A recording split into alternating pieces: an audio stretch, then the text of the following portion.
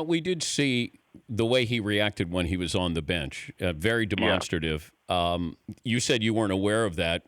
Was there any thought of him not playing in the second half? Well, I didn't see any of that. No, if you were aware Yeah. of it, would Yeah, there be because any? then I would have known even more that emotionally he was not ready. Okay. And then when he did get in, I didn't start him in the second half. I didn't start him, and then when I saw him on the court, he looked like a ghost. He looked, but I didn't realize the emotional thing that he had just gotten through to the depth until I saw it on tape. And I guess obviously if I would have seen that in person, then I may have done something different. And but I worried about him because obviously it impacted on him at a very, very deep level, a very, very deep level, and so that's very concerning to me.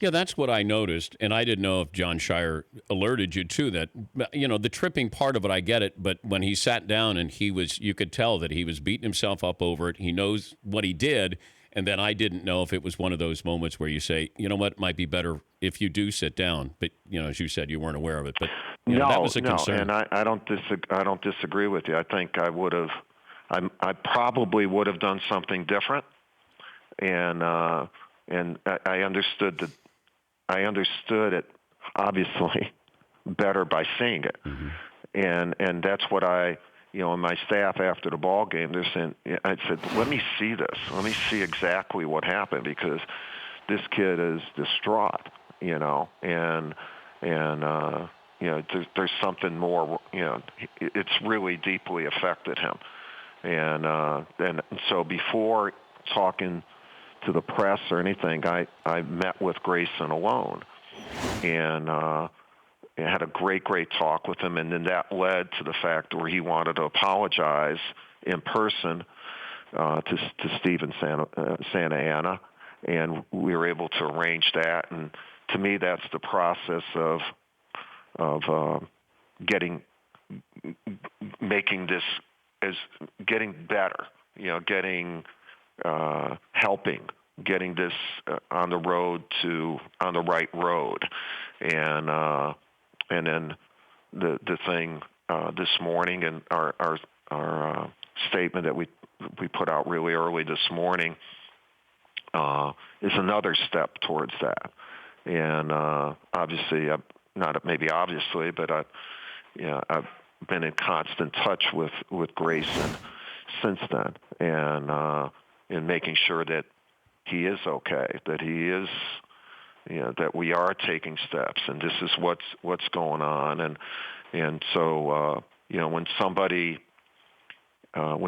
makes a mistake or does something wrong, you first of all you want to take responsibility and all that, but you also want to make sure that you're there to help guide them as they resolve this issue and try to make sure it doesn't happen again, but also get through the situation. I mean, that's a responsibility that you as a parent would have with your kids, and obviously I have that with the kids that I have, the opportunity, the honor to coach. By being suspended, not involved in practice or sitting on the bench? Do we know what that? I think I'm still deciding on that. I do think that in order to, we have to be cognizant of the fact of, what do we think? How will he grow the most, from this and get better? And we're in a little bit of a break now.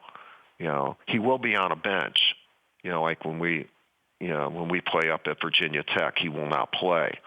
But, as far as practice and that go, first of all, I'm going to see where he is at when he returns, and I'll be in constant communication with he and his parents.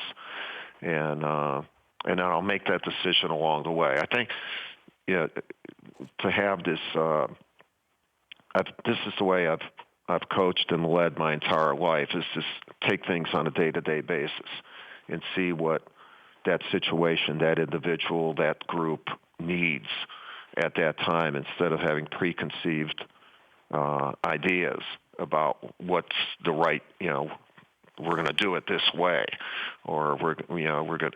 It gives the leader a better chance to be on spot than to adhere to a recipe that maybe it has been done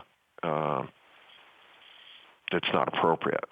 So I found in my leadership style that's been that's worked out really well. It's worked out very well. So hopefully it'll work out well in how this situation is dealt with. The Dan Patrick Show, weekday mornings on Audience.